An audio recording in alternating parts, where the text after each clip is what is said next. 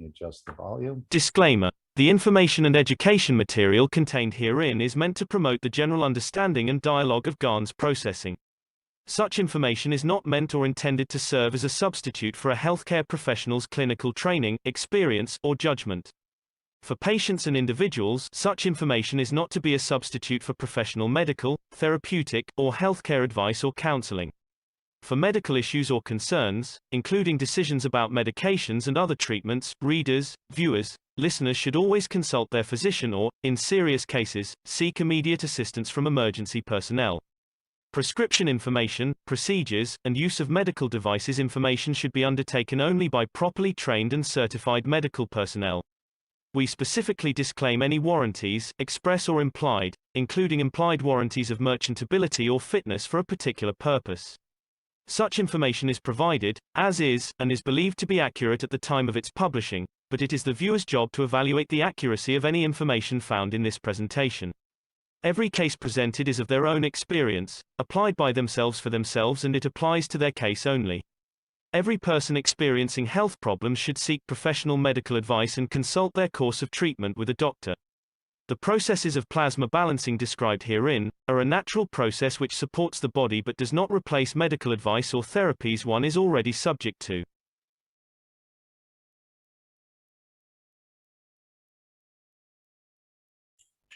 Thank you very much, Mark. Thank you, Alex. We see your screen. And thank you very much for a beautiful introduction today. It's a really, really big weekend on this planet, and there's so much to talk about, and I think it has a lot to do with the convergence of a lot of forces. And I want to thank everybody for being here. I know there's a lot of anxiety, especially in Europe, because of the game coming up shortly. I'd like to talk fast, but people have asked me to slow down a little bit because there is simultaneous translation, because this is the Keshe Foundation Spaceship Institute, and we do have not only from North America, but from all around the world. It is indeed an international community. And so I'd like to welcome everybody to this plasma science class. It is the Intermediate Understanding. We are part of the Keshe Foundation Spaceship Institute, and our subject today is conversion. My name is Alexander. I'm from Canada. This is part of the Keshe Foundation North American Plasma Education Series. And of course, when we talk about North America, that includes the United States and Mexico. And interestingly enough, on Sundays here, it's extended to right around the world. So there's something going on. Excuse me. We have tried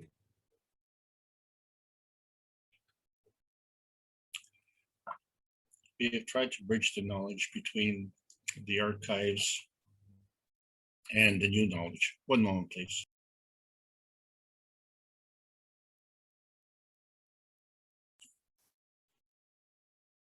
There are over 3,000 hours of teaching. How do we do this? Do we have the time? Do we have the interest? What are we interested in? What do we want to talk about? And so we get to be scattered all over the place. So what we've tried to do is to just try and put things in an organized manner so that we can have a discussion. So terminology was where we started. And all the classes that have come through the intermediate and advanced teaching, which are all part of the basic teaching, is to use the terminology in context so that we can be more skillful. And so this teaching is still for new knowledge seekers, mature knowledge seekers, and more importantly, teachers. Regardless of how many teachers we don't have enough teachers. And the other thing is, we can't sit around and wait. We have to move ahead. And so we try to advance through basic understanding the various parts of the body and how they relate to preemptics.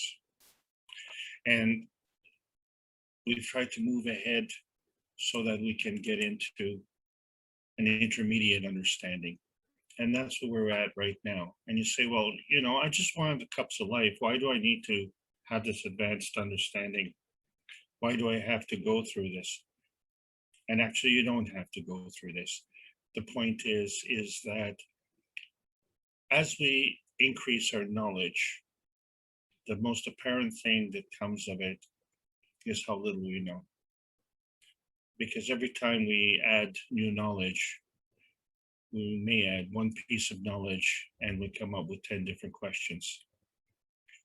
And it just shows, in a sense, where our society has been lacking. And that's where we're at right now, where we're having problems in our society because we have a divergence in our society, and then we have a convergence of urgencies. And somehow, some way, this all gets converted. And this is nothing, we haven't discussed this in great length. And so the last 3 weeks, I'm trying to bring this to focus, ironically, as the question becomes, where does the divergence begin? Where does the convergence end? Or, you know, which is first? Is it convergence or is it divergence? And then at what point is the conversion? And what do we mean by conversion? And who cares anyway, especially on this soccer weekend. It is a soccer weekend. We had a main event in South America, and today we have a main event in Europe. But there's other factors that are going on in the background, because that doesn't stop. The world doesn't stop for us. So in the terminology, we try to expand on the understanding of what it means to be magnetical and gravitational. And when we bring this together and convert this to plasma, this is the direction that our knowledge has to take, because the energy is always in motion, goes through various dimensions, and has different gradients of dynamism.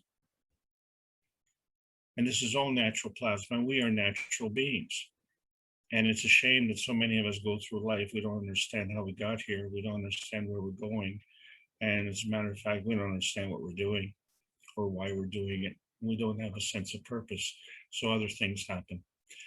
And fortunately, with respect to the plasma science, it's well organized in the first 3 books of Mr. Kesh, with book number 1, The Universal Order of the Creation of Matter.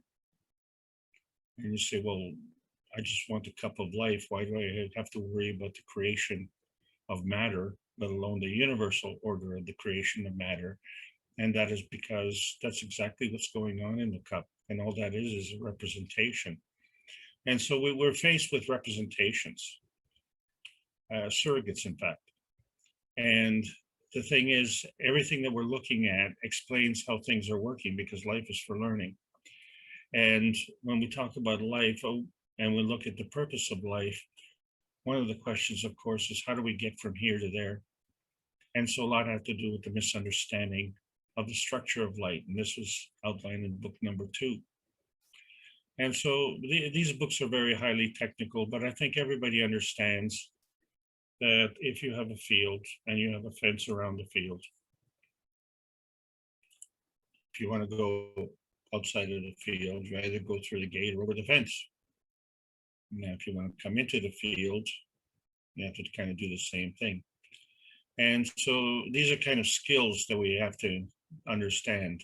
So we are faced with our basic 3-dimensional world, which we've outlined and summarized as we understand in science, the X and Y and Z axis.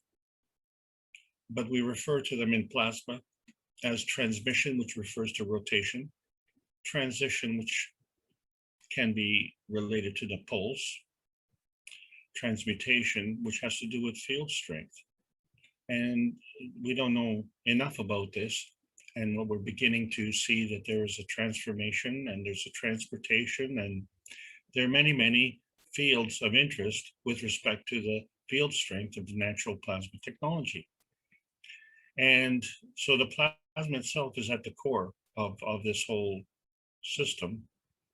and it's constantly positioning itself and then repositioning itself because there are other plasmas and these plasmas interact.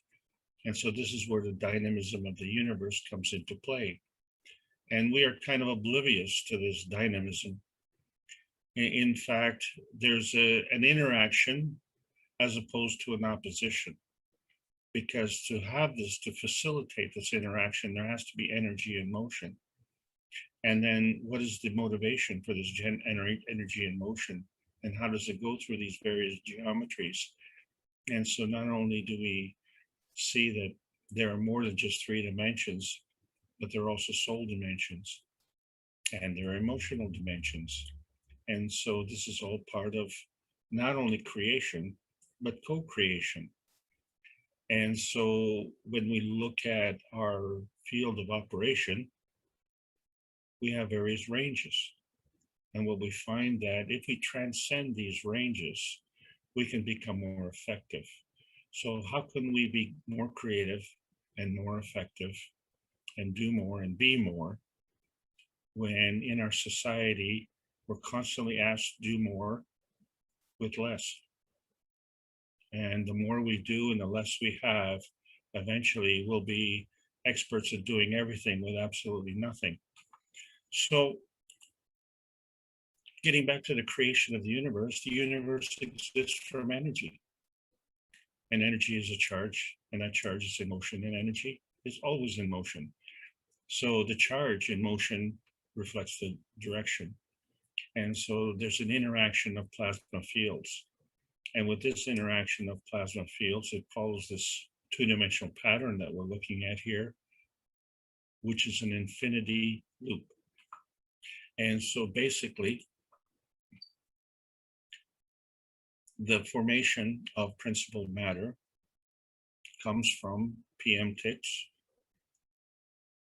They come together in the force field interaction. They create a balanced condition we call a maggraph. And this is the process of creation. And for some people, destruction is a form of creation. And for others, creation is a form of creation. And there is difficulty in both.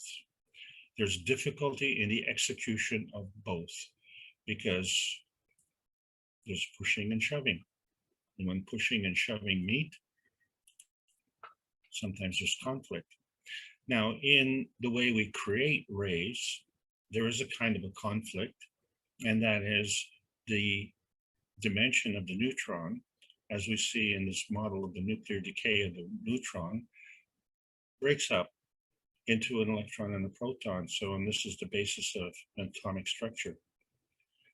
The transaction currency is energy, and this energy is released in the form of a PM tick. So here we have the origination of the PM tick. And this PM tick is energy in motion. And where is it going? Well, gee whiz, I don't know. But when it finds a partner, it wants to do a dance. And so when 2 forces come together that are similar, they start to create a rotating field. And in that process, they build a field, and we start with the 2 dimensions, the X and Y axis. And then we build that up into a 3rd dimension, which is the Z axis. So the Z axis is actually the strength of the field, you see. And so where does this energy come from? And so we find that this energy is abundant throughout the universe. And when we think of the universe in the way we've been taught, is that it's empty. There's nothing there. But the truth is it's full, absolutely full of energy in motion. And so this energy in motion is the currency of life. But this energy as a currency is actually a plasma. So we have other fuels on this planet which we consume, but in the universe, the plasma is the energy fuel. So energy is a plasma fuel, and it comes to this earth. And I'm really glad that the earth is taking care of business, because we have our set of problems. But the point is that in order for us to have an earth, it has to be in a balanced position, so that the earth, our earth is our maggraph. Our Earth is our maggrav spaceship, if you will. And this Earth is in a plasma state. And so we've learned two basic higher energy states, the nanostate and the GAN state, which are also in the physical state. So somehow this energy is coming in from the universe. And we seem to think that energy is kind of a universal energy. And it's kind of like saying, well, if I say ice cream, every one of you is going to have a different flavor in your mind, and you're going to be biased towards the flavor that you like. And so that's what makes the diversity, and it's a beautiful thing. So this energy then has to be specific.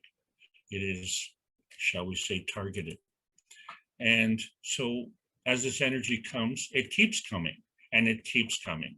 But it doesn't just come from one direction. It comes from many different directions, and it keeps on building. But because energy is in motion, we have to put it in a rotating field, because that's the only way that we can keep it. It has to keep moving.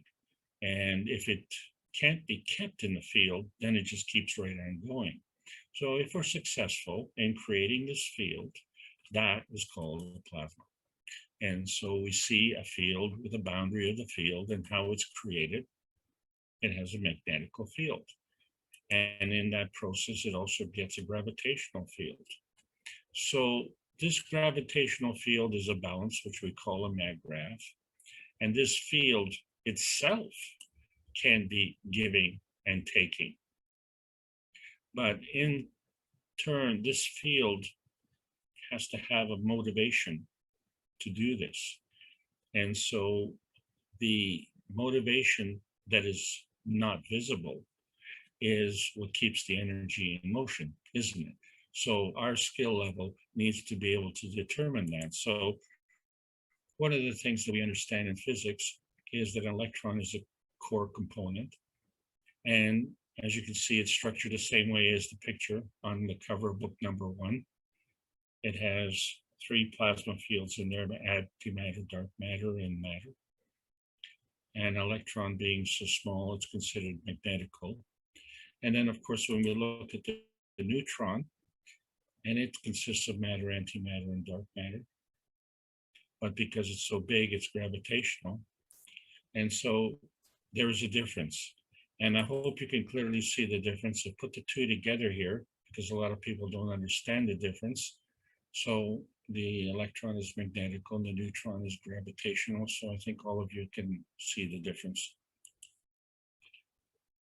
Here are 2 circular magnets. And as you can see, they're 2 different magnets. And they have a common field. But this common field has different polarity. That's why they're together. So what I've tried to do is to see how far apart can they go. And I've put them on a paper towel and put them on a smooth surface, held them together, and then released them. And that release energy is called repulsion. Now we can't see that field, but it's there. It's caused the magnets to repel. But you know what? It stopped. It stopped repelling. And so what does that mean? So that means that in between, these 2 magnets are connected. And to maintain that distance is decided by the repulsion.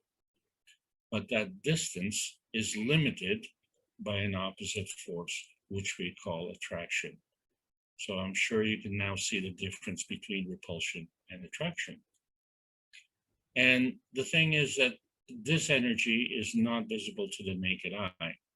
So although the magnets are visible, the point of that exercise is to show you that there are fields at play that we cannot see. And these are not the only fields at play. When we look at a picture of a plasma field, again, this picture is not visible to the naked eye, but for reference purposes, we can see that there's an x-axis, which involves rotation, a y-axis, which involves polarity, and a z-axis, which involves field strength. But this is only half the picture, right? we need to introduce another plasma to bring in the whole picture. And when we see the poles coming together the same, then they repel. And we've seen from the magnets what happens with repulsion. So if we want to make something, we have to flip the poles and as such create a field of attraction. So now we have a whole picture. And the thing is, there's always energy in motion.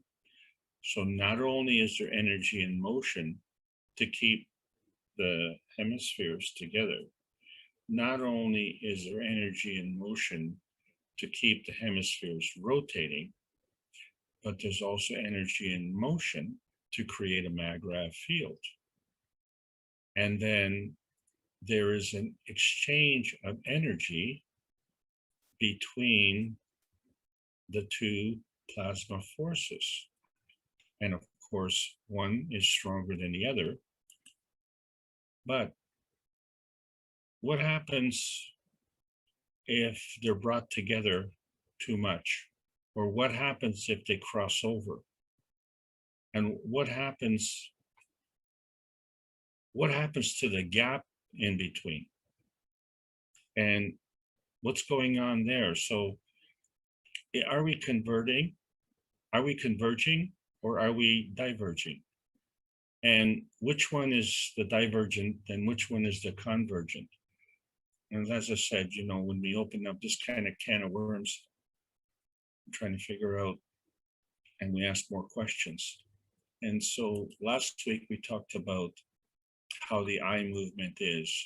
So when we look at our eye movement, it moves in spurts. And so our eye movement is digital. And the space between our eye movements is completed by our brain. And so our brain interprets the digital eye movement analogously. And this is the blurry focal point in between the two source points. So the source is the blur fill between the points. And then what is our point of view? And is it our point of view, or is it our point of view of someone else's point of view? And, you know, when you don't have the knowledge and you don't have the skill, then you have to depend on someone else's knowledge or someone else's skill. Well, we can now do this in our own homes because there's a basic understanding. So we see energy is in motion, and that energy is created as an energy pack. And as we learn this, the other thing we learn is that the virus already knows this. So how come the virus knows this and we don't know this? And then we see that these energy packs come together and they create a force field. And this force field of antimatter, dark matter, and matter is not visible to the naked eye. So we're having trouble understanding this, so that the virus has no problem with that. And so what we're talking about is going from the PM text to principal matter, which is the foundation of plasma. And now we can elaborate a little bit more because we have the terminology, and we can see that going from the magnetical PM text to the gravitational maggrav condition, there actually is a divergence of the magnetical field forces, and there's a convergence of the gravitational field forces. And at some point in time, there is a conversion to plasma. And that's the subject today, this conversion. And as I said, this is a pretty big week. So a lot of us are very anxious because there's a big soccer game coming up. And I apologize, and I will forgive you if you are watching the game simultaneously or even just leave here. I know the English and the Italians are most anxious, but last night in Brazil, there was a soccer game between Argentina and Brazil. And so there was a lot of tension, and there was a lot of music and a lot of dancing. And So we understand music. But do we understand that our fingers are plasmatic? It's our fingers who play the music, but the sound that we hear is physical. So we actually have to step the energy down. Isn't that interesting? But we do understand that when we play a guitar, in order to change the frequency or in order to change the note of the musical instrument, we can do that by increasing the tension on the strings. And so that is guitar string theory. And so we know that Argentina has been very, very happy, and congratulations to Leo Messi and the whole team there for wonderful success. And unfortunately, when two forces come together on Earth here, there has to be a winner and a loser. And so this whole process involves another theory, the heartstring theory, where we are tugging at our hearts all the time. And so one team is exalted because we won. And another team is despondent because we lost. And of course, the team that won, well, we danced, and they probably danced all night. And the team that lost, well, they cried. But you see, the thing is, in plasma science, in life, there are no winners and losers. So all of this that is tugging at our hearts is draining us of energy. And if we are what we give our time and attention to, then we find where our limitations come in. And so we can clearly see that this energy is always being expended. So this is the question of whether we won or lost. We all leaked. We all leaked, and we continue to leak. And why is that? It's entirely possible that we enjoy this. We enjoy the exaltation of winning, scoring the goal. And we see that the emotion doesn't just extend to the teams. And although that stadium was empty, Wembley today will be jam-packed. And it doesn't restrict the emotion just to the fans, but it goes all around the world. And so the main focus was in South America because that was the Copa America. And Argentina scored the only goal. And then they converted that goal into a victory. But this information went right around the world. It wasn't restricted to the inside of the stadium. And the same thing's going to happen today in Wembley.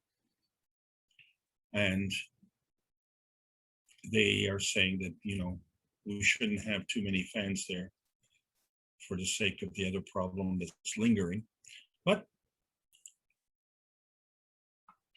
when there's money involved, more fans will come in. I think there were 85,000 fans at the last game last Wednesday. So anyway, let's carry on with this tension of the strings, because when we look at the flux lines that go around this Earth, we find that these flux lines follow the surface of the Earth. And so we've discussed the perpendicular forces, which are actually right angle to the tangent. The tangent is the flat line that meets the Earth. The Earth has a curvature. So we use a tangent where the straight line meets the curved line.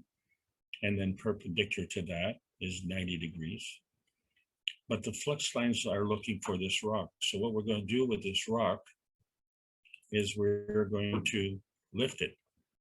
And so what happens is that these flux lines seek density.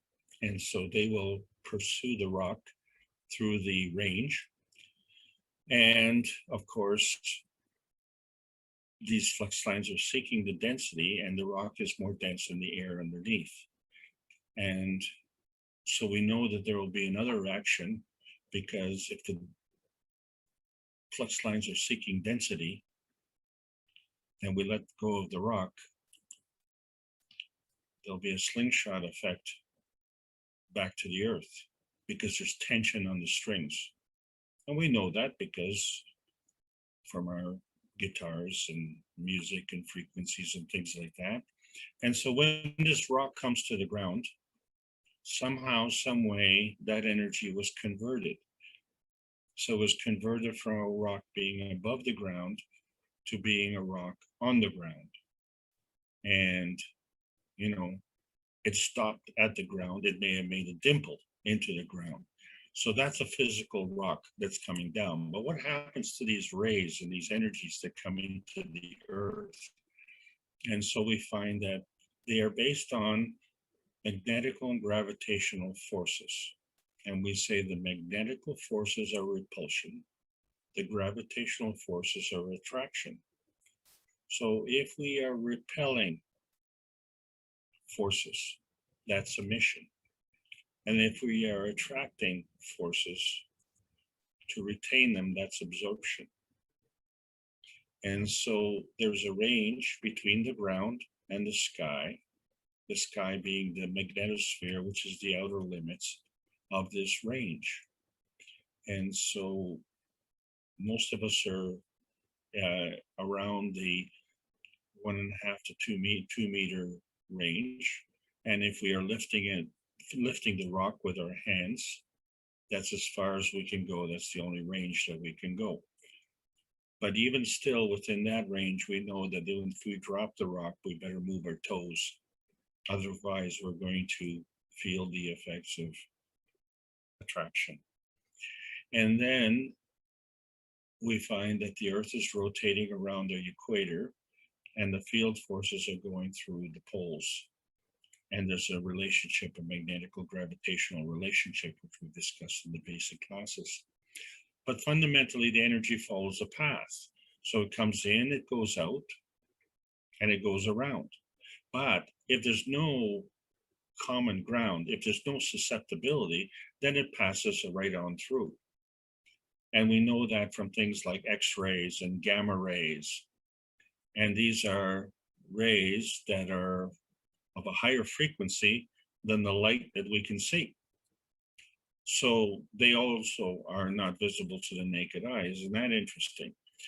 But when we're discussing these forces, and we see that the energy is converging towards the ground. When we drop the rock, the energy is converging towards the ground. And we walk on the ground. So how far does that energy converge? And let's say I were to converge like a gamma ray all the way through the earth. And say that's me on top. I'm in North America, and maybe that's John Wells down at the bottom there.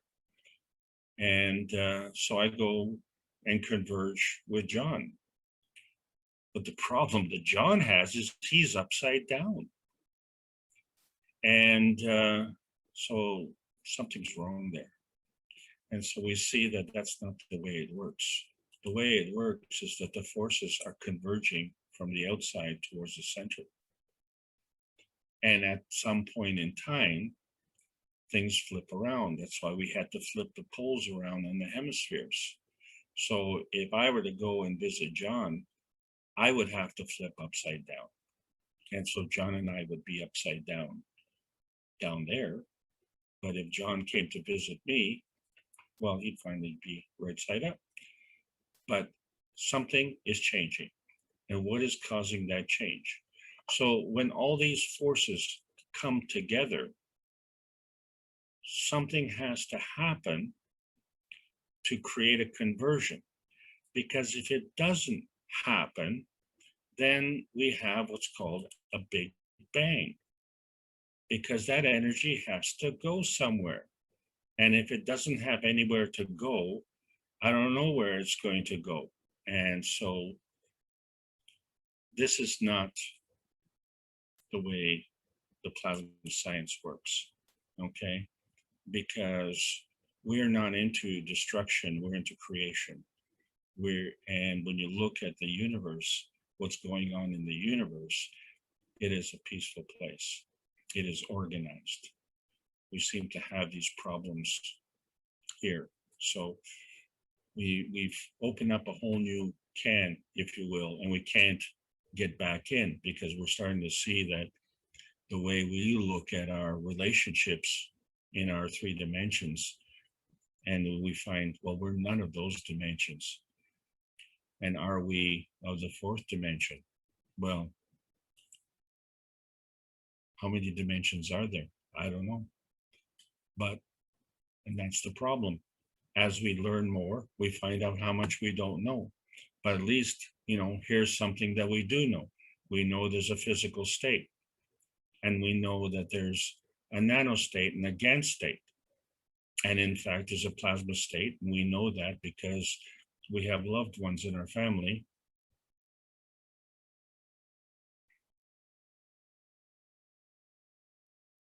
We lost one this week, 27 years old, heart failure. So the energy state in matter state, small m matter state, we understand as heat and electricity. There are people who understand nuclear physics. And there are some problems with nuclear physics, especially when you don't understand the ethics of the universe. Fortunately for us, we are learning about plasma physics. And so we see there is a progression. But this is all physics. We're looking at plasma science. And at some point in there, all of these energy states have a barrier. And somehow we cross these barriers. And when we cross these barriers, then we have to come to some point where we're going from our physicality to our non-physicality. And so that becomes the point of conversion.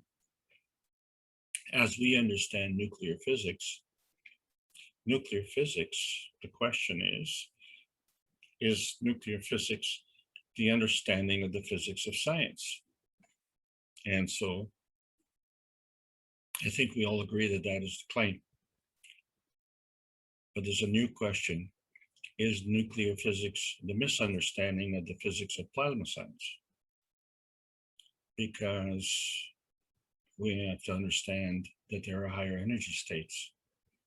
So is it a time for conversion of our understanding?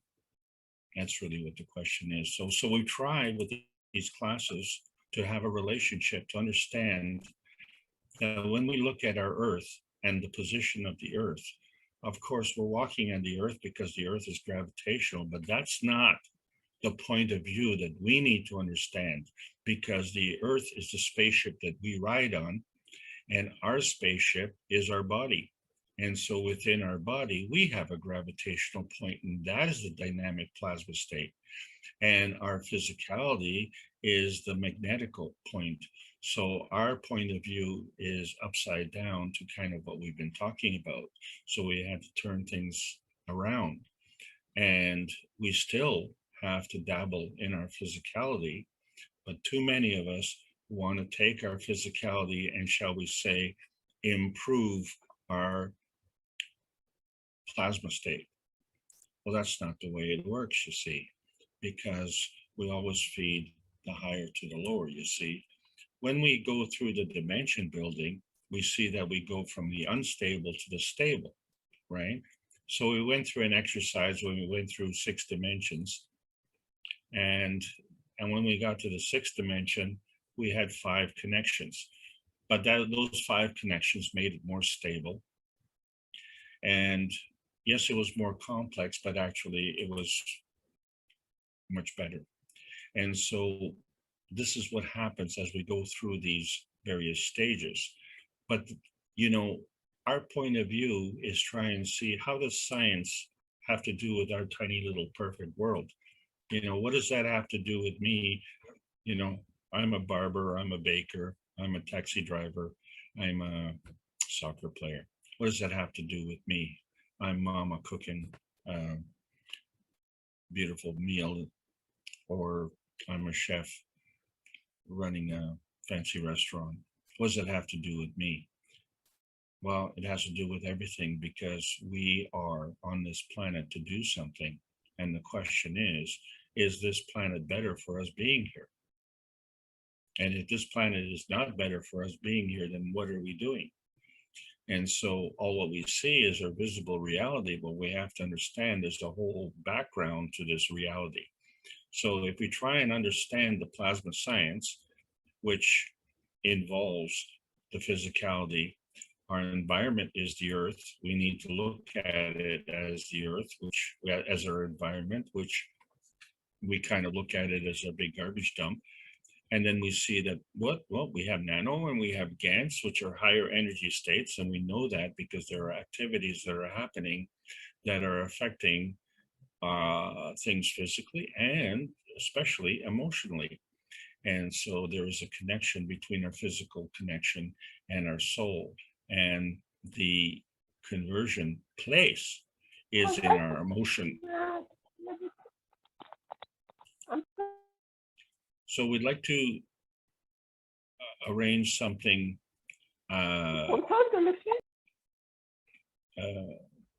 Myrnas, you're accidentally on. So when we look at our dimensions, we can relate them to the plasma, what we call the nano and the GANs and the plasma. But for our purposes, we see a correlation between our little spaceship, our body, and our body's relationship to the earth. And then we also see that what we don't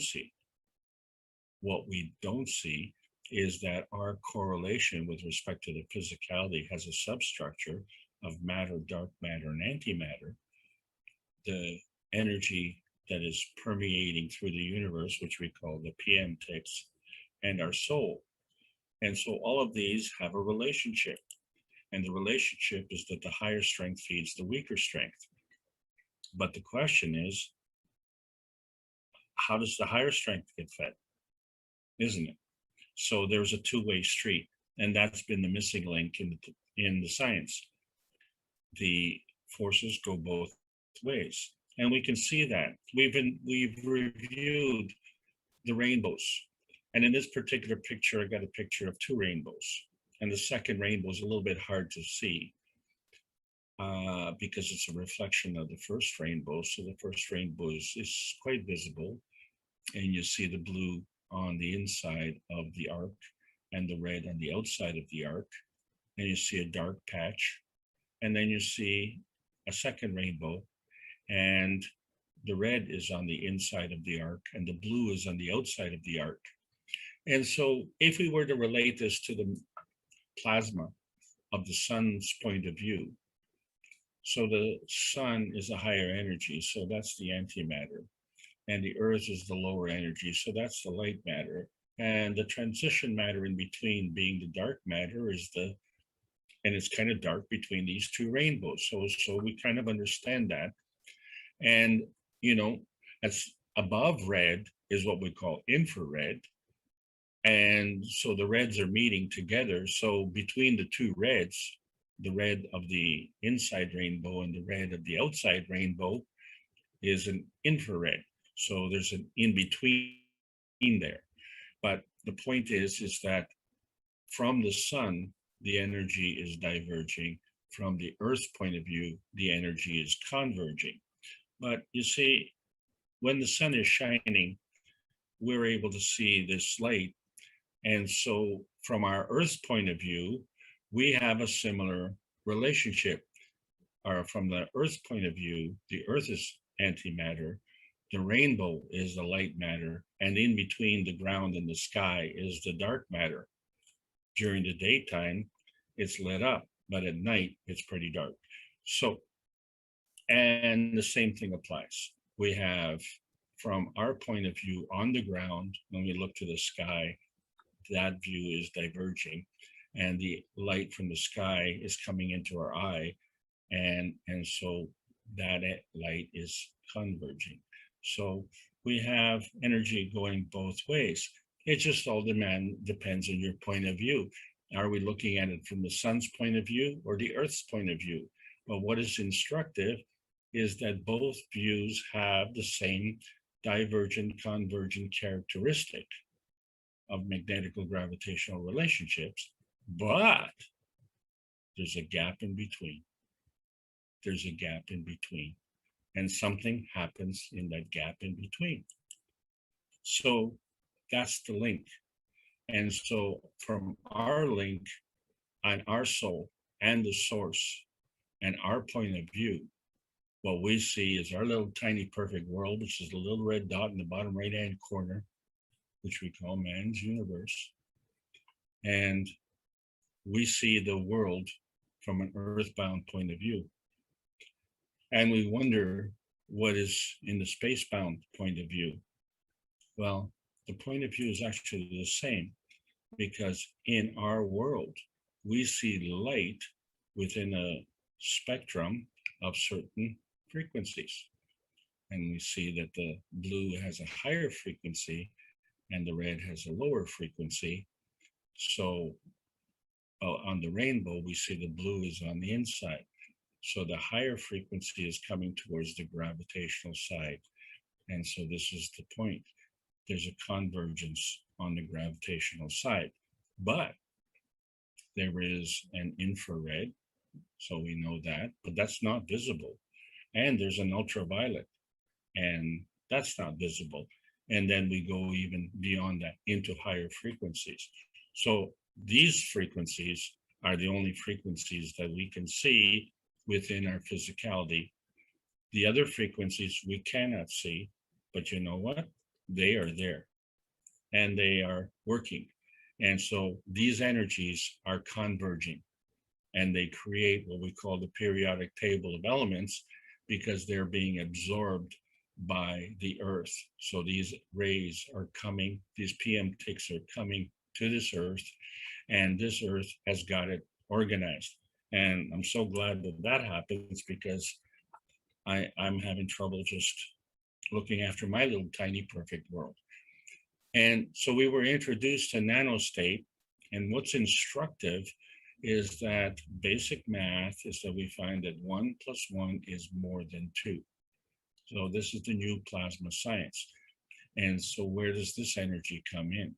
And we find that when we create a pattern, we get the energy. So we create a nanostate, which is a physical manifestation of a star formation with gaps.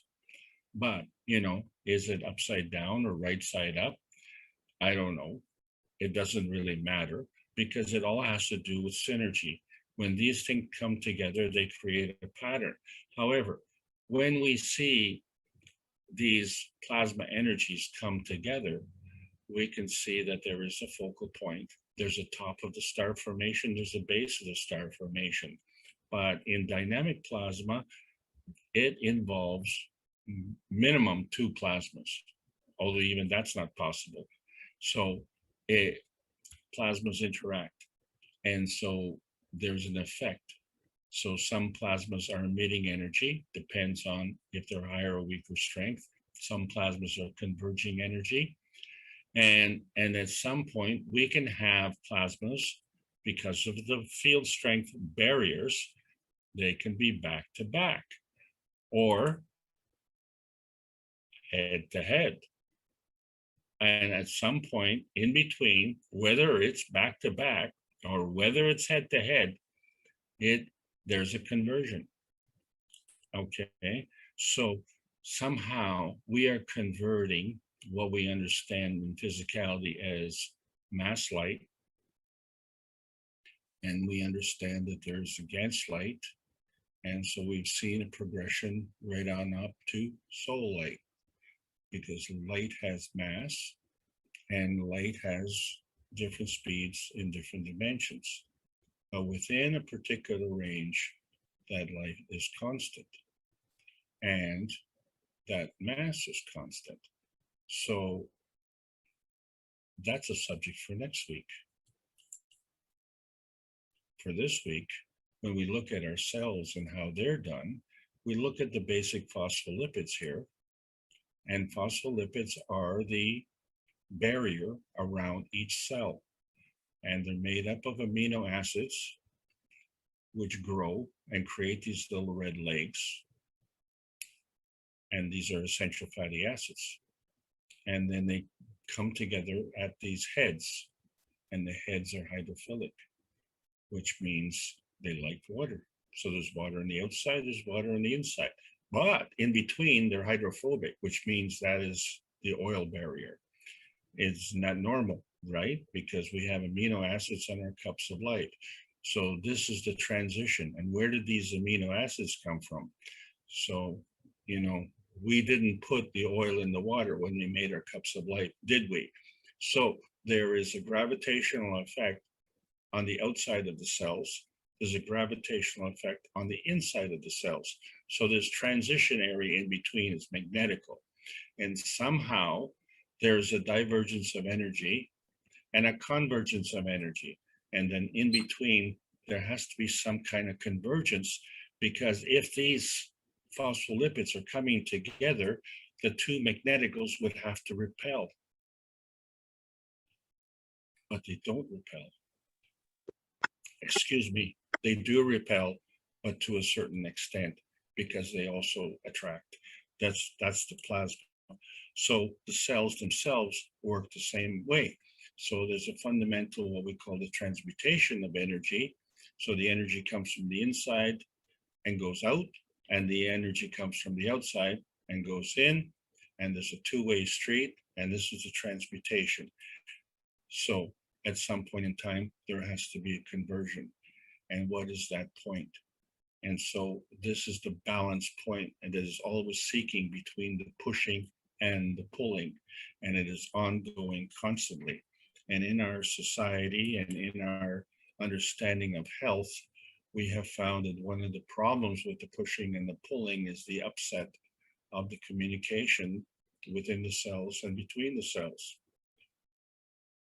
This lack of communication extends in our society as well. It extends in our business practices. It extends in our marriages.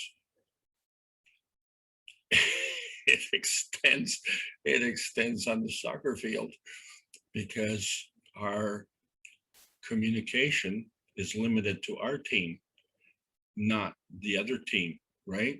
It's a competition. Well, the universe isn't a competition.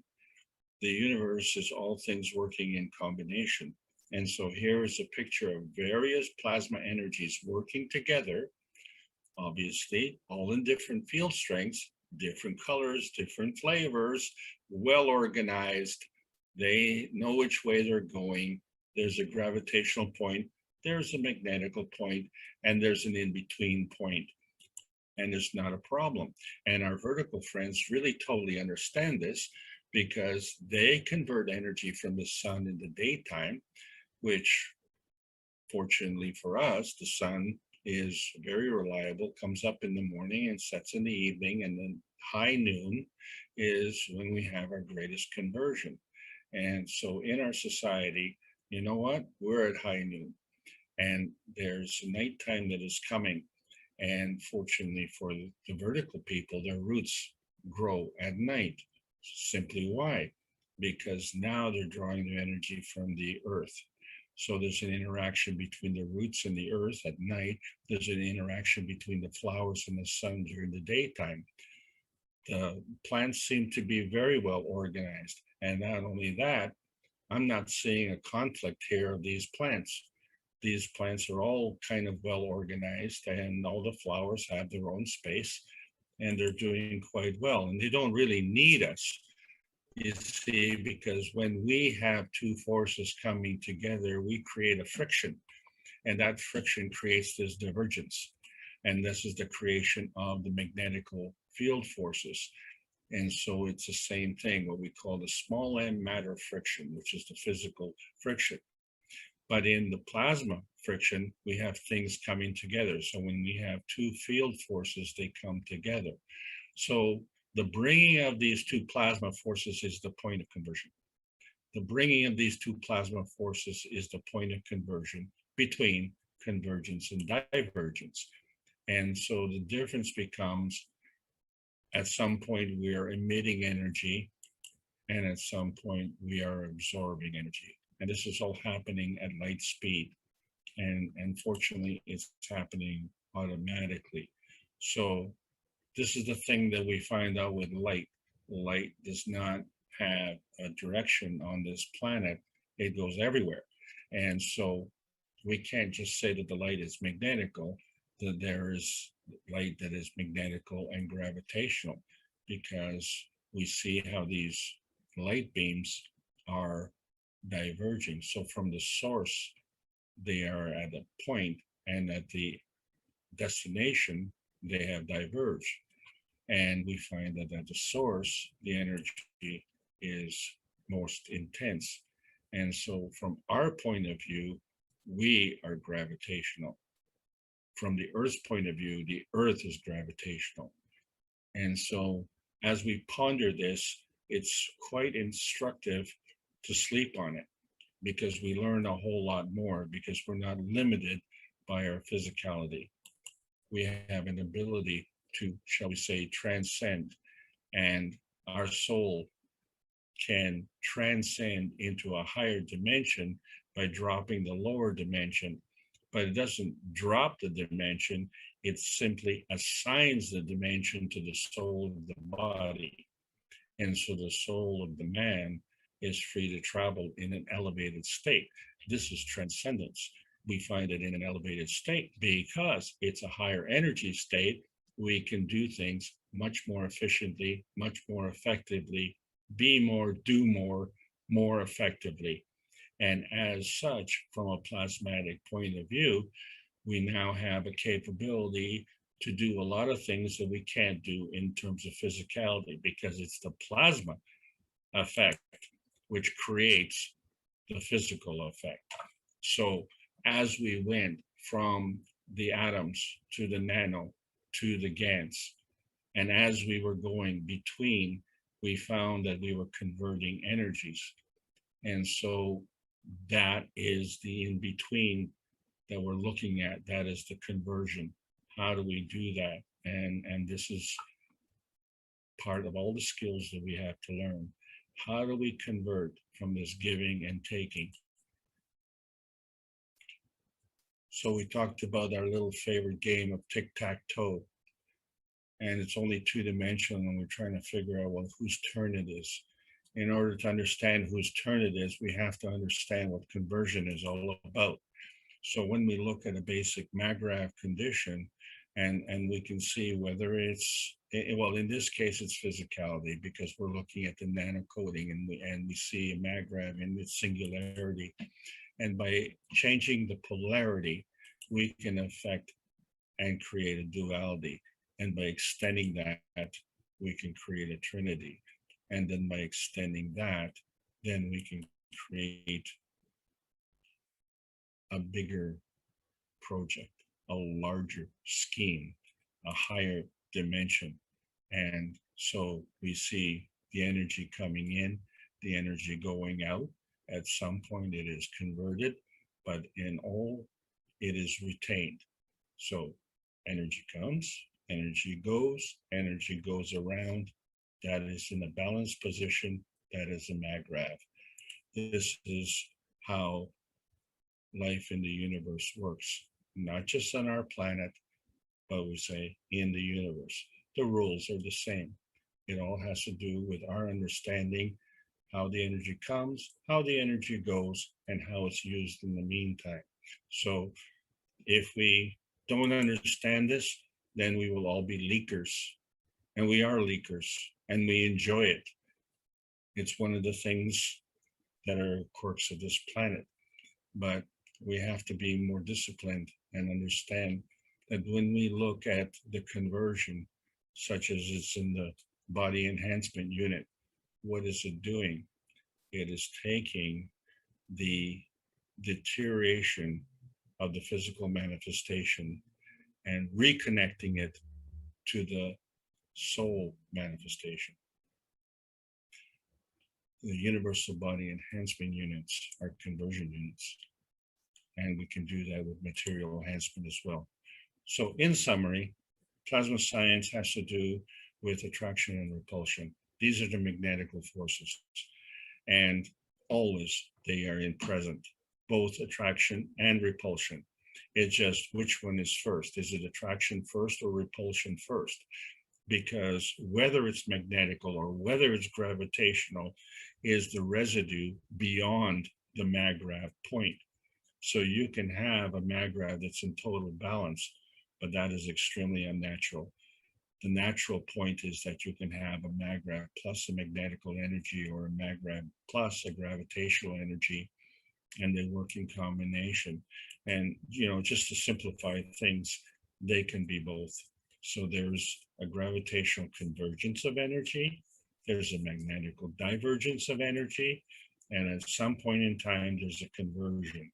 And we have been very fortunate to learn about the cups of life, because the cups of life are demonstrating in our kitchens, in our garages, in our basements, in our fields, wherever. They are demonstrating the conversion of energy that is abundant in the universe. And it all boils down to this, because after 19 months, we're still talking about the pandemic, but these are not the cups of the pandemic. These are the cups of life. So we understand that in cup number 1, all we did was we took a zinc plate and a copper coil and a nano-coated copper coil, and we created a magnetical field. And then we drew in a gravitational field. And so what's going on in there is an interaction of plasma energy. So there's a giving and a taking, and something is being converted. And in that process, we created the GANs. But is that the only thing that is happening? Because the GANs didn't come from within the cup. The GANs manifested itself into the cup. And this GANs that we had was a zinc and copper GANs. And then we had a CO2 GANs. And so from that was the beginning of our star formation, which was completed with the amino acid. So when we create amino acid, we create water. This is the way the universe works.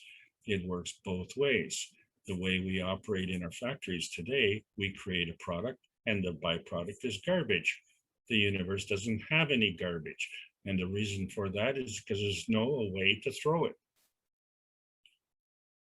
When you throw things away, where is that?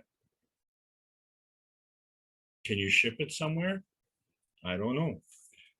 So the universe has no garbage. What the universe does is it converts. And one of the things that we convert very well is the calcium, because we have bones and we have calcium in our cells. And so we have transition between our plasma fields and our physical structural fields. And we have skin, and we're able to do things. And so all of these capabilities are happening within this environment, on this planet, on a plasmatic level, and the rules are the same. The rules are always the same. So when you have the second cup, the only thing we changed was the copper plate. We still have the copper coil and the nano-coated copper coil. We still have the magnetical field. We still have the gravitational field. But when we look at the two cups, now there's a relationship.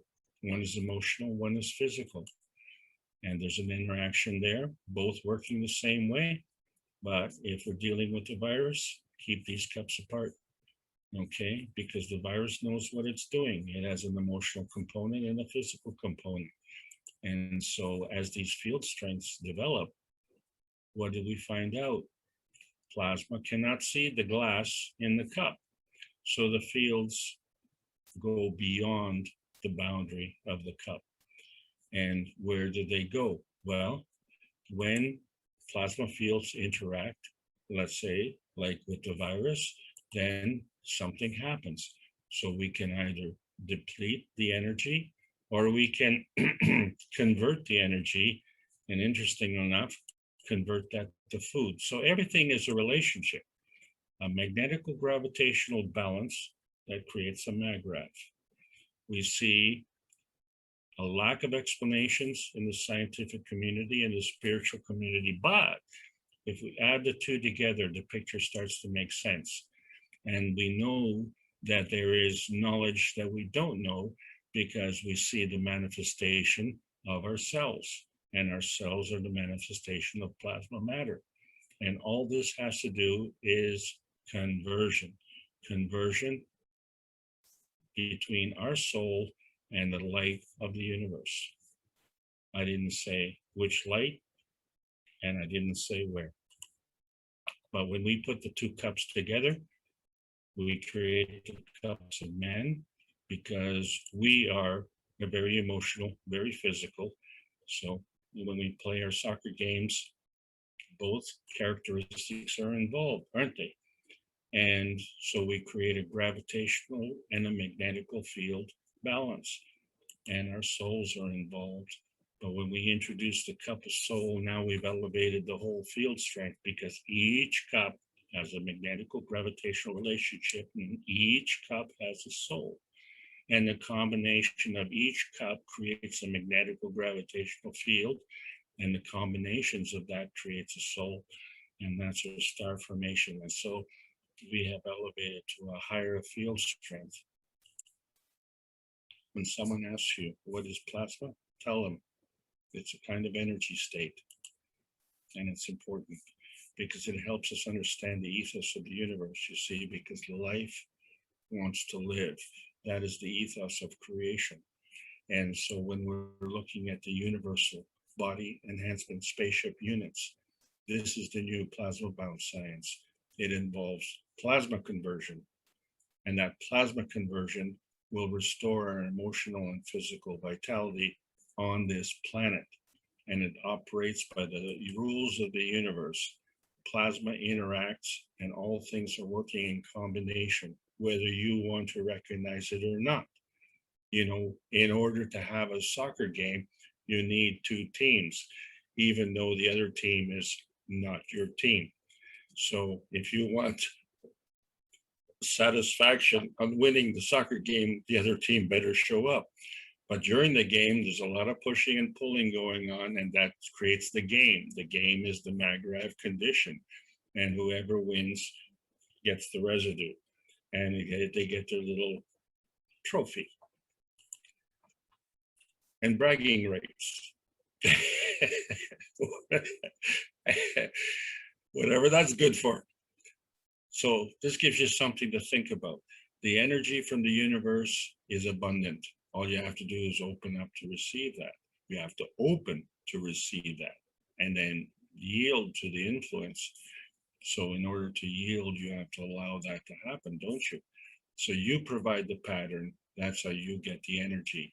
Yeah, it's you. And so we just throw another thing on the pile of breaking barriers. And one of that is, of course, the Big Bang Theory, because obviously when we do conversions, I don't think in our cups of life, if we ever heard a bang. So when we look at the manifestation of reality, it involves the perception of reality. And so when these fields come together, you understand that they form another. Anytime you form a field, that is called manifestation. It's the plasma feeding that leads to this manifestation. So in order to have a plasma feeding, that means it can be non-tangible. So that means the manifestation could be non-tangible or tangible, non-visible or visible, plasmatic or physical. So we can say there's dark matter, there's light matter. This is the plasmatic reality, and it manifests into physical reality, but not necessarily. Whatever the manifestation, that is the form artifact. So whoever is happy today, that'll be the form artifact of the energy in motion, and that constitutes the energy of presence. The presence is today, and today we are the messengers of peace and friendship. So we hope there's not going to be a lot of rioting that goes on. The whole point is for a celebration, because that's what the Keshe Foundation Spaceship Institute is doing. Through the plasma science, we put this information in the public domain. And the reason for that is because World peace is mandatory on this planet. World peace is prevalent in the universe. So what's our problem? Our problem is we don't have the physical and emotional harmony and vitality that we're seeking. So winning a soccer game is not going to do it. It's not enough. As knowledge seekers, we become truth seekers. And sometimes the truth is not pleasant. And so will truth seekers then become the difference makers? Maybe, not necessarily. So we need to determine, because you understand the dynamic plasma state within us is the universal language throughout. It extends beyond music, beyond sport, beyond physical and emotional satisfaction. It's the plasma satisfaction, and that's why the plasma science needs to be delivered in exchange for peace on Earth. Thank you, everybody, so much for listening. Over to you, Mark. Thank you very much, Alex. I'd like to give your voice a rest for a moment before we ask you questions on this university level teaching you're delivering. I see there's intermediate teaching. Yeah. It seems like PhD level to me. But before we go to questions for Alex, I was wondering, I see some new names in the participants list. I wondered if they'd like to introduce themselves, tell us where they're from, and how did you find this meeting? Feel free, we're here and we're sharing and we're all part of the same family. So if I started at the end of the list, I see Stella. Now, she might be a knowledge seeker from years past, but I just haven't seen her in any of the meetings I've been in. And of course, she doesn't look like she has a microphone. I could try to give you one, but let me just see if it allows me. No, it does not to do that. Maybe you can type something in the chat. If I was to move up the list, I see we have two Eliases here. I know one, but I'm not familiar with the other. Would you like to introduce yourself? And that would be Elias OCP as a guest. Maybe you could tell us where you're from and how you found us.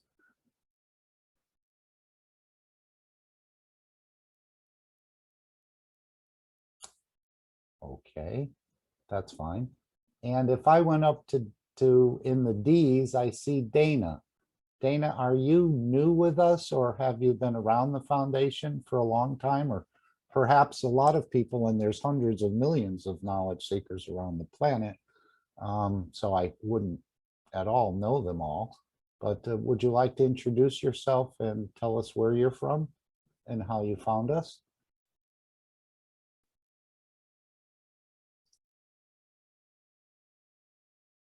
Or if there's anyone I missed who'd like to introduce themselves as perhaps a new student, or maybe an older student who's decided to reconnect with the foundation.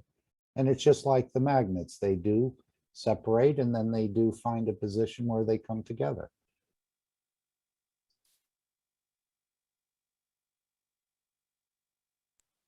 Stella, I know from the Brazilian group, where have the interview with I don't know, sister or daughter. Perhaps Rafael know better, but I remember when I say the testimonial. The Dana Popi is from Romania. I see. Okay, thank you. And Elias just opened his mic. I think he was about to say something.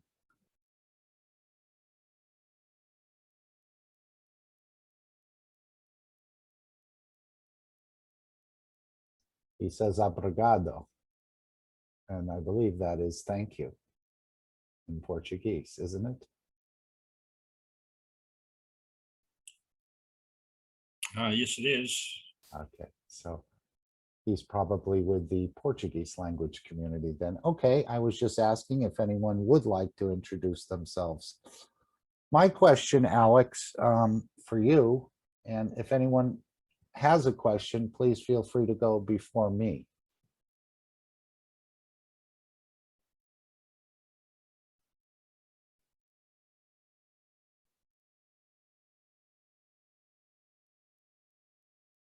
Okay, you talk about a did somebody open their mic?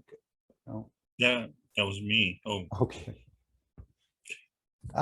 You talk about magrev positioning where you have this balance. Is it a complete balance? I know Mr. Kesh talks about the balance of the fields of the soul of the existence. Now we look at the sun, we think it's always in that same position, but we've been taught that it moves millions of miles left or right or up or down to maintain, say, balance in the solar system or the universe that it's in.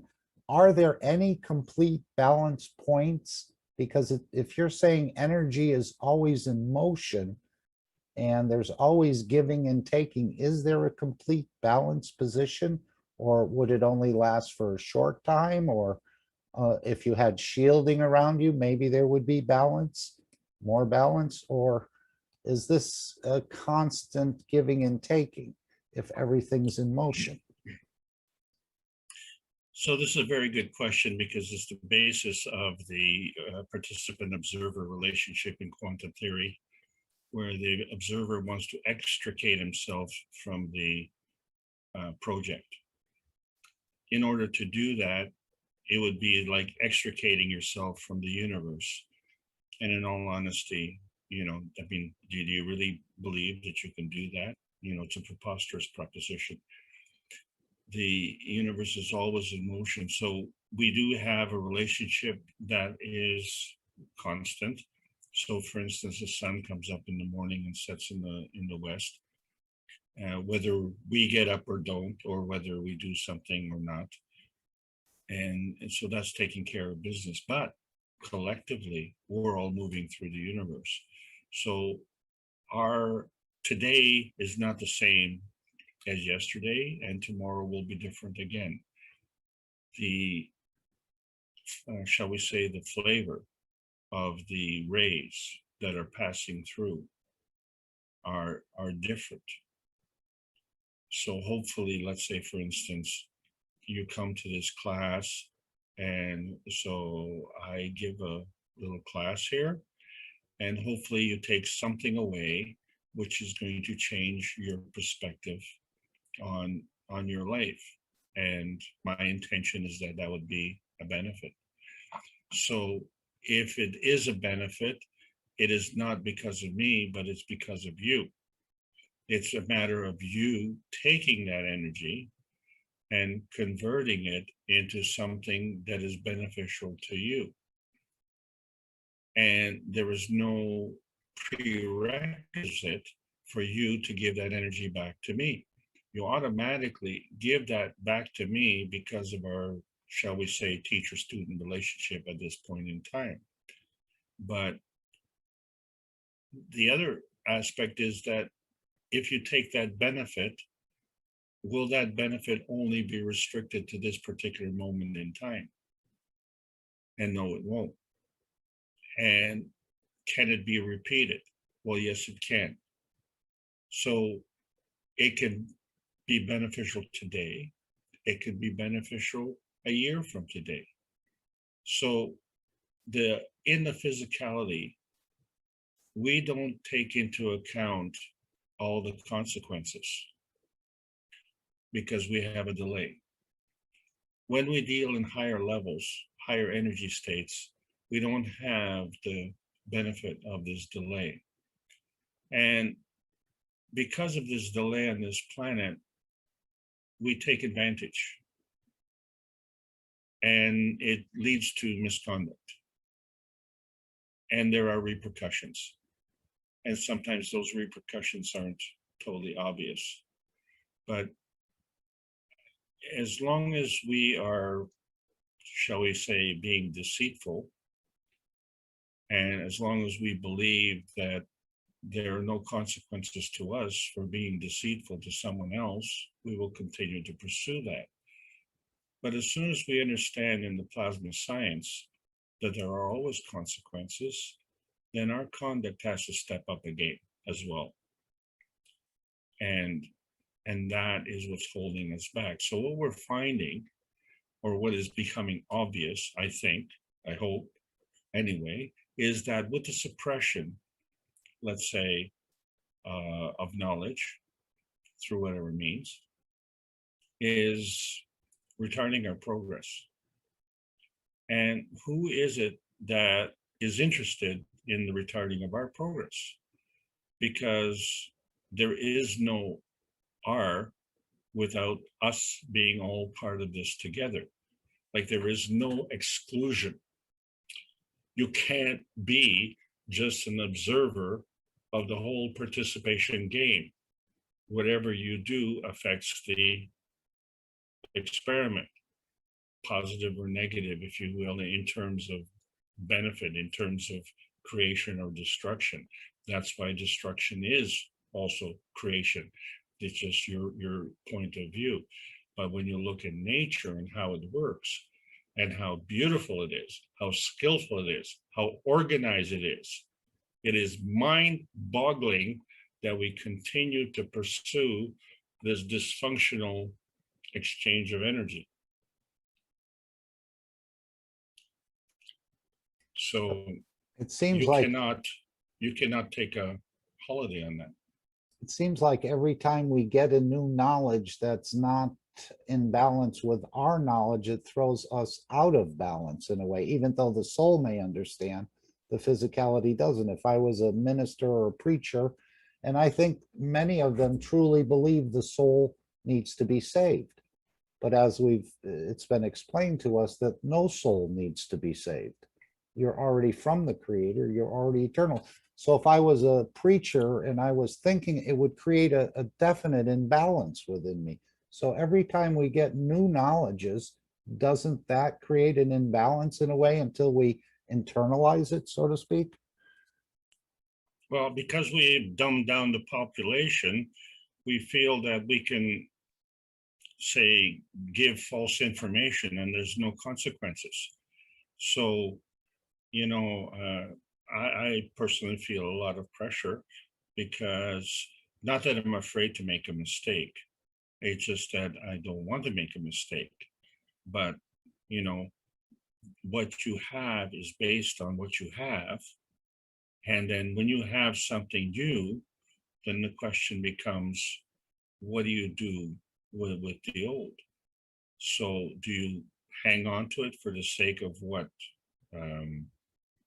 Memorabilia or baggage? Do you need to carry your baggage? You know, you had a terrible childhood. Does that mean you have to have a terrible adulthood? There's no direct relationship there. The only relationship is you. So whatever was gained and your perception of that being, let's say, a bad childhood, is teaching you how not to be a bad parent. Because if you're a bad parent, you would be exacting the same kind of misfortune on another child. And there are too many of us who do that. So why do we do that? We know what the consequences are. We've experienced the consequences ourselves, possibly. So why do we inflict that on someone else? And the reason for that is because we are always on the, short end of the stick. We're always taking and taking and taking, and we don't care who we take from it, and the devil may care who we take it from, and the hell with the consequences. That's not the way the universe works. Thank God, and thank the sun. So the sun is providing this bountiful life on this planet, and it's been said so many times, this planet will do quite nicely without us. But one of the distressing things, and I say distressing, is as we explore outer space, we're going to have a lot of people wanting to get out of this place. And, there's not going to be enough people to do the job. And 80% of them may not return or won't return. I see we have a response from Patricia. She's from Honduras. It says, Patricia from Honduras, friend of Alenka, and started keshing in May. That's a term I haven't heard. But anyway, how refreshing. I think Salamia wanted to ask a question. Salamia, are you with us? Yes, I am here. Thank you, Mr. Mark, Mr. Anderson. I have a request for my Romanian community. They kindly ask me to ask you and especially Mr. Cash, what are these kind of guns related with quantic computers maybe and DNA computers? These guns are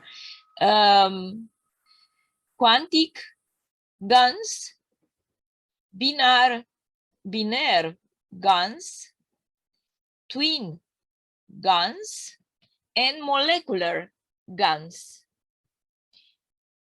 As far I know, molecular computer works with DNA, and also we have nowadays quantic computers, very, very expensive. But I'm wondering if these kind of guns are related with computers or what they are. Please, Mr. Cash, can you illuminate us, clarify this? We find this on book number 2 at page 51. Last Friday. Yesterday, I mean.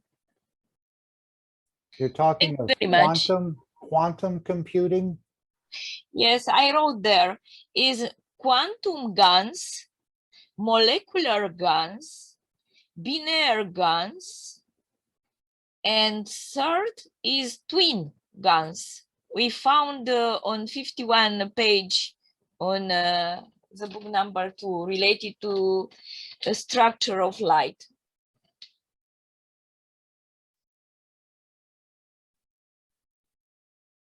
Would any knowledge seeker like to respond to Salamia? And I see Danilo has his hand up, so we'll go to him next. But let's see if we can answer part or all of Salamia's question.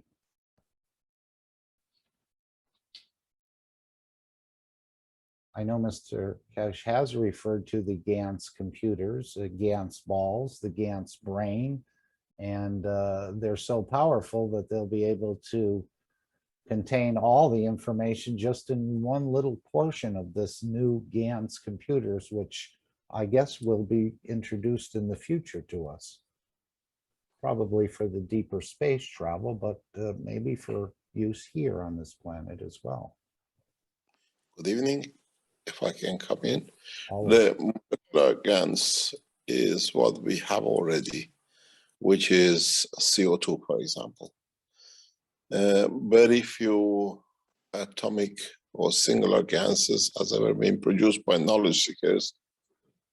And when they do it, they most of the time don't realize it. Mainly it's done on the tritium or deuterium side.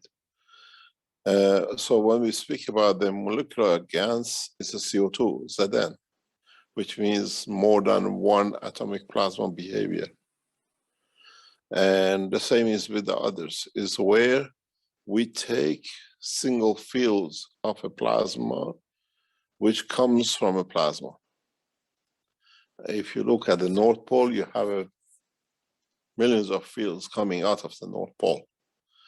We take one of them, and that becomes what we call the field that we use as part of, and then we use combination of these. This, what we call GANS plasma as a molecular, is already in use in the new reactors enhancements, the new version of new enhancement, which is getting set up. So these are derivation from the fields of the plasma itself and how plasmas interact. Two plasmas, when you put, we don't see like atomic structure atom of hydrogen or oxygen that molecularly they make H2O. In plasma physics, one sits within the other and radiates at the same time, but in two levels, but collectively as one, which means the plasma of the hydrogen sits within the plasma of the oxygen and radiates according to its strength to a certain point. It's a plasma within the plasma, which creates its own gravitational magnetic field, its own pull, and the behavior we see with the use of the gases. When you use CH3, you have three different strengths of hydrogen within the structure of the CH3 in the magnetic field plasma condition strength. And in the future, we use this quite a lot. We use this massively quite a lot. And the new enhancement units use this technology, which is field strength comparison, but in the strength of the, what we call the molecular plasma. And then we go into a different strength of a different combination of the use of the plasma. The new enhancement units are entirely, totally different than what has been seen up to now. Because we don't release the technology anymore the way it used to be, as I said many times, or because of their abuse. But the new enhancement units released by Keshe Foundation, especially in the units which are coming up and setting up, there is no way anyone can replicate the system. Impossibilities. Absolute impossibilities for the performance we've seen. We are already over a few weeks handling the new enhancement unit, which the body enhancement unit, which was in the original exhibition center in Design Center in Leeds. So much has been discovered even by being there on its own, and new knowledge, new technology has been developed because and through them. But we don't release these technologies because the plasma technology as a molecular enhancement unit is a science which we are not releasing. We don't see any need for it to do, because these are what we call details which many knowledge seekers will not be able to understand. We're now developing their transmutation and transportation systems that are on the, literally in the lab getting built up, and uses these technologies. If you go back, if I can change the subject slightly, but in a way, expanding on the same thing. If you go back on the teaching of the Thursday, and when we refer to why we are interfering and why we are getting involved radically in what we call Vienna talks with the 5+1, is there's a lot of things that scientists in nuclear and plasma technology have not understood, especially in nuclear proliferation. And we want to open that door for the scientists to understand, to open up the new avenues and fields of knowledge, which gives man energy resources that we never knew existed. We never had a comprehension of. We never knew about the gases. Now, in past 5 years, 10 years, we open up. And with the new space technology, we open another dimension. But first, we need the approval of governments, because there is a very misconception by the world population about nuclear industry. By many of you, many of the common people, nuclear industry has stopped and nothing is happening. But you're so far wrong. At this moment today, to build a nuclear reactor, we have now in Hinkley 3 known in England and 2 more online in the UK. It costs around about $30 billion. And the governments have hidden these behind the curtain, not much talked about. But today, operationally, we have about 420 nuclear reactors around the world. And everybody thinks that the nuclear industry has stopped. No way. Today, as we speak, there are 15 nuclear power stations under construction, which governments are not releasing data. We have 2 massive nuclear, what we call a proliferation built by Chinese, unknown to the West. We don't know what the capability is, why China is building these 2 huge reprocessing plants of proliferation.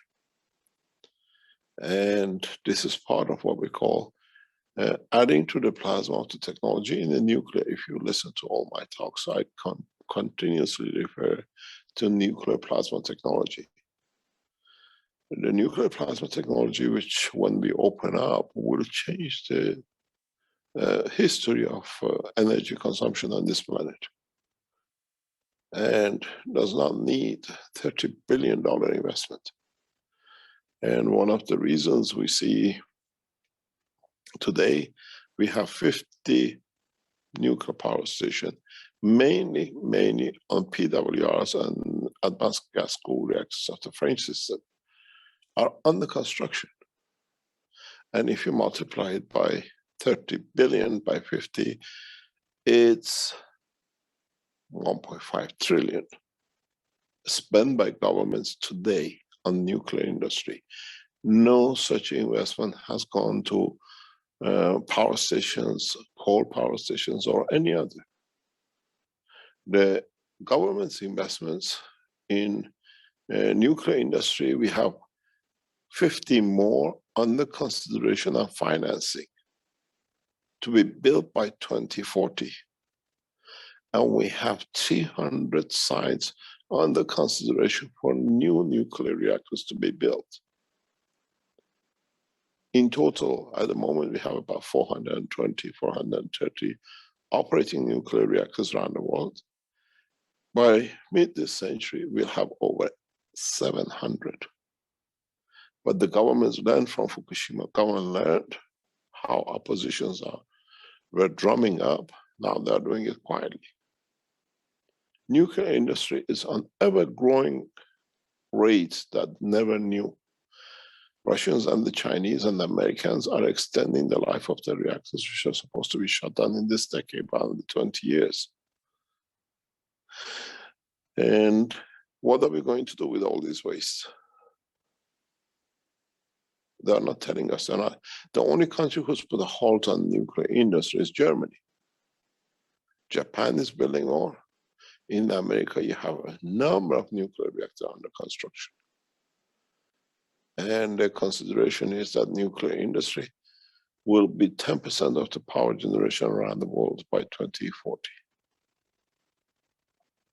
And why are we going this way?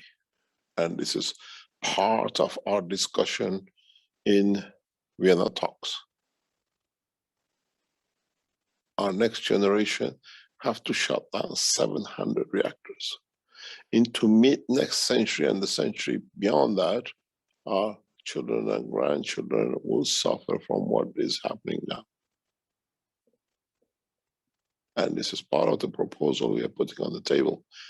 Total halt, education of the whole nations, and in a way, curbing the nuclear technology into a nuclear plasma technology with no waste, with no harms, with no colossal costs.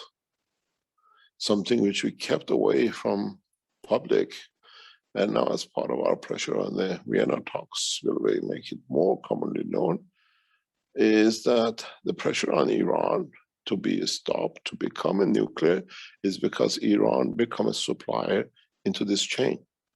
And they don't want Iran to be. The 5+1 sanctions is entirely 90% is to stop Iran becoming part of the exclusive club of making money out of nuclear. And so we say, you keep it. We introduce a new technology as a nuclear plasma technology, which is space technology, and we share it with everyone. In the past, all the riots we saw, all the problems we saw, people on the streets opposing nuclear, this literally bypassed by closing down on radio, television stations, speaking about it, not showing anything, and building 50 nuclear reactors today in 19 countries. It's not anymore China or Russia. There are 19 countries today, between them building 50 nuclear reactors. Mr. Cash, that goes against the wishes of the people. Pardon? I think that goes against the wishes of the people. People don't know. We have Hinkley 3, which is called, when I was a student, and then I worked with British Nuclear Fuel, I worked on Hinkley 1 40 years ago. At that time, we had problem with Hinkley 1 panelings, which could not be so for nearly 20 years with Hinkley. And we And have a lot of nuclear power stations which are operating, which were faultily built what do you mean? in Europe. You mentioned it from a couple of years ago. We are not getting what we want from nuclear industry. It's a cartel. Nuclear industry has become a cartel. And Americans see Iran breaking into their piece of cake. But they don't tell the world. We open this in public gradually. Why there's such a huge pressure inside? Because Iran become a cleaner. They don't want Iran to become a cleaning of the wastes. And then they go into plutonium proliferation, which means surplus energy, you add to energy, to material instead of reducing. And this is part of the thing that our advice has been to walk away from all this altogether, introduce a new technology and go back in past 5 years, 10 years. I keep on repeating nuclear plasma technology, not the nuclear industry. With 30 billion, just check the internet.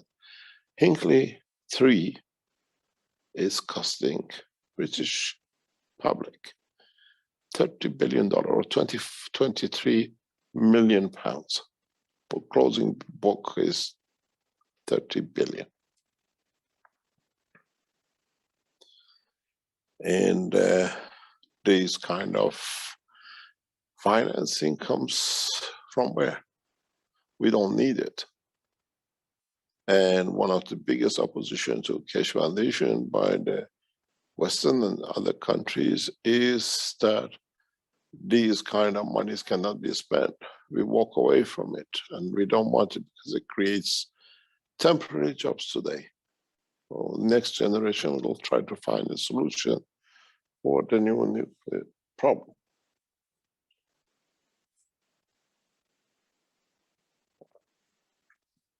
And where are we going to find the finances for 300 nuclear reactors, which are on the design table? 50 is getting completed, 100 will be done by 2050, finance and started. And then another 200 to come operational in the next 50 years. But nobody knows anymore. As far as public knows, nuclear industry is on the back leg, nothing is happening. Nuclear industry has never been more active and financed than today. And as you have pointed out, Mr. Cash, the people are not getting the training to operate these facilities in the right way. We don't have. We do not have. We do not have. We do not train nuclear physicists anymore to be able to understand. There should be special courses for, They used to, British French still do to extent, Chinese extensively train nuclear physicists for themselves. But as a whole, nuclear engineers courses around the world are not the way they used to be, because they can't keep it. You got to understand what we call victimization is part of it. And nuclear industry is very, very, very much now in the hand of Westinghouse and a French company developing gas-cooled reactors. Hinkley 3 is a French system because our advanced gas-cooled reactors, what we call the carbon fiber, I used to call them, never worked for the British. We moved into the what we call honeycomb French system. But one of the reasons we are pushing for the new space technology is we don't need this. Public is not aware. More money has spent on the 50 nuclear reactors which are under construction than is spent on the 450 which have been built. The figures are colossal. no wonder they want the people shut down and in their homes. There is more money spent on the nuclear industry today on building than has ever been done before. And this has to be, it has to come to a position that do we carry on with the matter state of nuclear or do we move into the plasma state of nuclear? Well, they can only hide it for so long. It's not Why? hidden. It's not hidden. It's in public. It's reported by IEA on an annual basis, but they don't let it come into the news. IEA is not, you know, the general public. Once the general public finds out, then it's going to be. But general public does not, how can I put it? They have made it in a way that general public has no interest into it. We are not talking, before was French and the British and the Americans were building or having nuclear. Now 19 nations are involved. Literally today are building on their lands. Singapore is getting heavily involved. Nations which never had nuclear power before. And then this is part of the future control. Up to now, you control the oil. You don't say you don't do what we say. We do not give you, or we don't let you to refine your bars or nuclear material. Iran is a big option for cleaning up, and they don't want a competition. This is a gangbang job, which public are not aware of. Part of the pressure on Iran proliferation and everything else is to stop Iran becoming another guy who takes a piece of cake. It's exclusivity on the cover of sanctions. And we walk away from it. Deception all around. Yes, they're eliminating another player or trying to. And I was so amazed to hear you say that for man, this nuclear technology is rather new. But you said for us, this nuclear plasma technology is a billion-year-old knowledge and technology. there is so much knowledge to be released, but at the same time, the human brain has not the capacity to decipher all of it at the moment.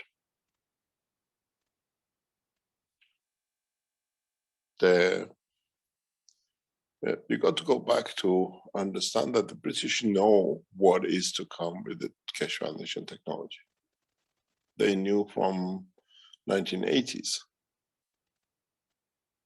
long before we established the cache foundation.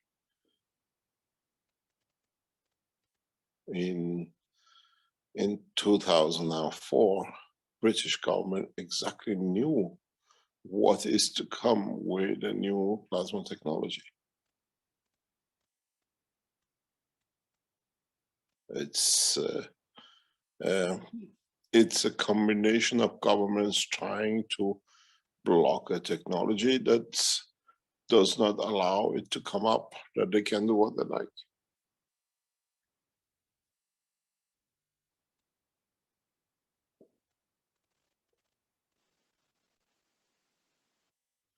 It's what you call, it's the process of new, simpler technologies with less danger, with no nuclear radiation, has to be an option.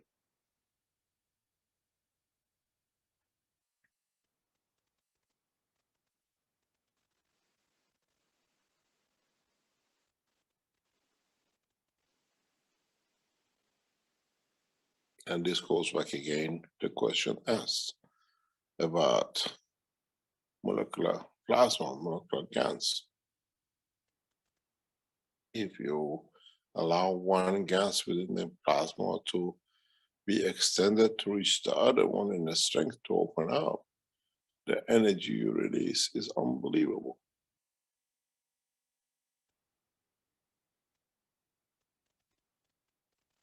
But this is the knowledge which we have to gradually release. If the talks in Vienna don't go according to how you wish, what options are on the table? We will take in different course and direction of work, totally. The Vienna talks are, as far as we are concerned, the sanctions will be removed very quickly in different shape or form. We expect the opening of the Iranian embassy in Washington within the next 3 to 6 months. If everything goes according to what we planned. Am I correct in something that I read in the last day or two, that more sanctions have been put on Iran? They are trying to, but on the other hand, we expect sanctions against Cache Foundation very soon. We are prepared for it. We are sitting back watching it.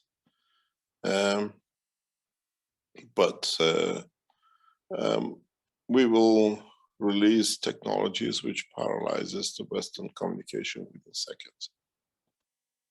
We release technologies which paralyzes the whole of aircraft industry. All the airports will come to standstill. Nobody will fly.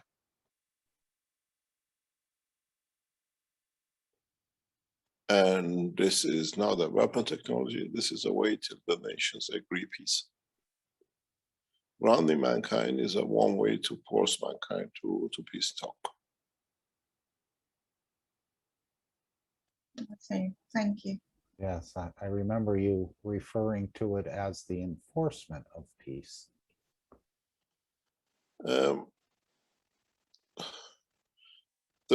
are ways to enforce peace, and there are ways to do it on a scientific basis, not to harm, but at the same time push the pressure to understand, not to accept.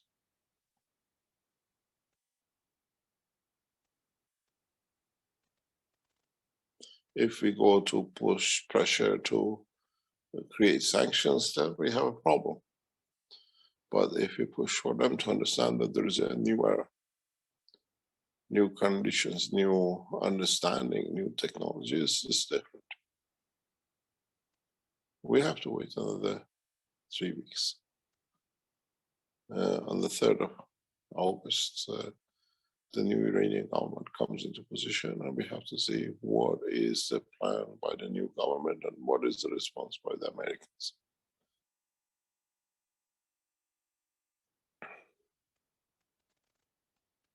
You got to realize United Arab Emirates, Saudis are getting access to nuclear industry, building nuclear power plants.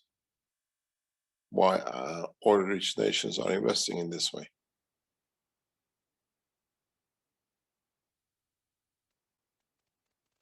They can buy a turbine, gas reactors, or heavy fuel gas, or what they call burners, and use their waste.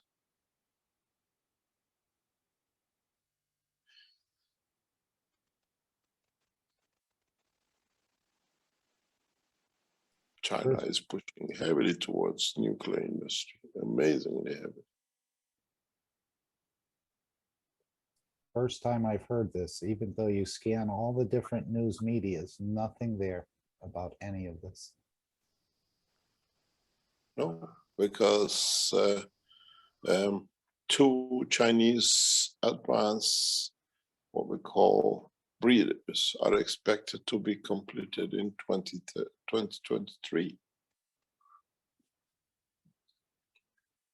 And Chinese are investing heavily. Britain has 1 construction to be completed by 2023, 26 loaded, tested. 2 more are online, on design table, completed, finance is getting organized for it. French are building new. Americans have about, I think, 3 or 5 under construction. United States are building nuclear reactors today. And we do want to go to Danilo, but why would they be going for depopulation and creating so much energy at the same time? Depends what you call depopulation. Okay, just the Western, Germany, United States, so on. We got to watch what is happening, but the energy has to go through a new technology and new dimension, and not through the nuclear industry the way it is today.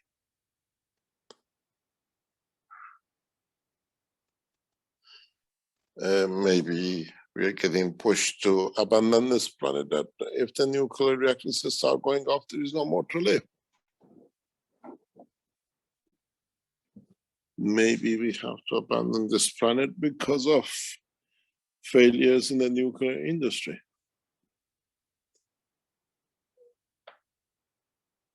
Ukraine, we had Chernobyl. Part of Europe is still uncultivated, cannot be cultivated on. We have Fukushima, which are pushing people back on the ground. Doesn't matter what happened to them because the country doesn't have enough landmass to support. What's the next? What is going to be next?